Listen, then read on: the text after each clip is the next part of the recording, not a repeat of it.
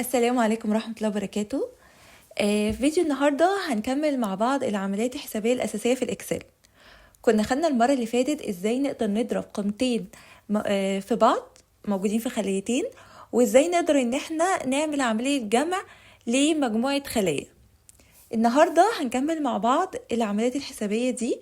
دلوقتي الجدول اللي قدامي ده هو جدول خاص بموظفين موجودين في شركة، في اسم الموظف، في البيزك سالري بتاعه او المرتب الاساسي بتاعه، في ديدكشن اللي هو الخصم اللي اتخصم من المرتب بتاعه. عايزه بقى احسب المرتب بتاعه بعد الديدكشن ده او بعد الخصم، وعندي كمان ايام العمل بتاعت كل موظف، وعايزه اعرف اليوم الواحد اجره فيه بيبقى كام. نيجي اول حاجه اللي هو المرتب بعد الخصم. يبقى انا كده عايزه اعمل ايه؟ عايزه اطرح الخصم من اساسي المرتب. يبقى طبعا زي ما اتعلمنا عشان اعمل اي عمليه حسابيه او افهم الاكسل ان انا هعمل دلوقتي عمليه حسابيه، بحط يساوي. هو كده الاكسل تلقائي هيفهم ان انا ايه بعمل عمليه حسابيه. طيب اول حاجه انا عايزه اطرح الخصم من المرتب الاساسي، فبعمل ايه؟ باجي زي ما اتفقنا، يا اما بكتب الخليه، بكتب عنوان الخليه بايدي، يا اما بقف على الخليه وادوس عليها كليك شمال بتظهر لي، وهاجي اقول ان انا عايزه البيزك سالري، هطرح منه ايه ديدكشن. يبقى انا كده عندي ظهرت لي ايه المعادله بتاعتي. هدوس انتر، هو دلوقتي ظهر لي النتيجه اللي هي المرتب بعد الخصم. طيب انا عايزه اطبق الكلام ده على كل الخلايا اللي ايه تحت الخليه دي، او على كل الموظفين. طبعا مش همشي اكتب في خلية المعادلة، زي ما اتفقنا باجي هنا واخش اقصى اليمين وانزل، اول ما تظهر لي علامة الزائد اللي هي رفيعة دي بدوس عليها واسحب المعادلة ايه للخلايا اللي تحتها. اصبح ايه اتطبقت المعادلة دي على كل الموظفين. طيب انا عايزة دلوقتي احسب الاجر اليومي لكل موظف. هاجي اعمل يساوي، وعشان احسب الاجر اليومي لكل موظف بعمل ايه؟ باخد الاجر الاساسي واقسمه على ايام العمل. يبقى انا عايزه الاجر الاساسي ده هقسمه علامه القسمه على ايام العمل واقول انتر. كده اداني الاجر اليومي لكل موظف اشتغل، وهبتدي ان انا ايه اسحب زي ما قلنا كده. كده اصبح عندي الاجر اليومي لكل موظف. طيب انا عايزه اعرف، انا عندي هنا البيزك سالري، عايزه اعرف متوسط المرتبات في الشركه دي. اعمل ايه؟ هاجي هنا زي ما اتفقنا هكتب يساوي واقول له average. اهي average.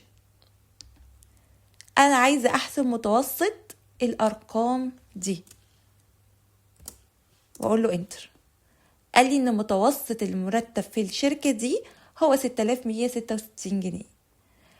طيب تعالوا دلوقتي نتعلم حاجه جديده.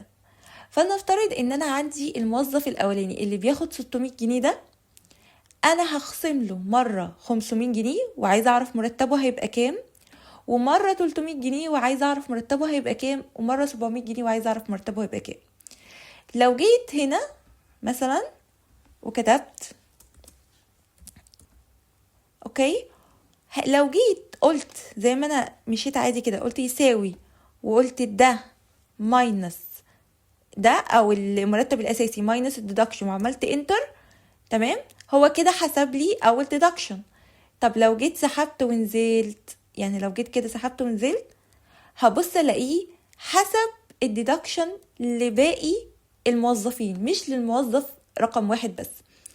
طيب انا عايزه اثبت الموظف رقم واحد هو بس اللي يتحسب له ايه الديدكشن كل مره. فهعمل ايه؟ هاجي عند هنا الخانه دي، خلينا نمسح كده، وهقول هستخدم حاجه اسمها ابسوليوت.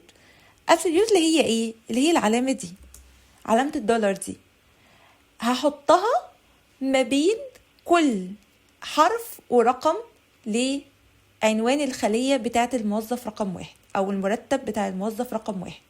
فهاجي اقول absolute B absolute 2. انا كده ثبت له ان الموظف ده هو بس اللي انت هتحسب له الديدكشن بتاعه. ونيجي نكمل اهو ونقول انتر. تعالوا بقى نسحب ونشوف كده الارقام. انتوا شايفين هنا ارقام 5200 6300.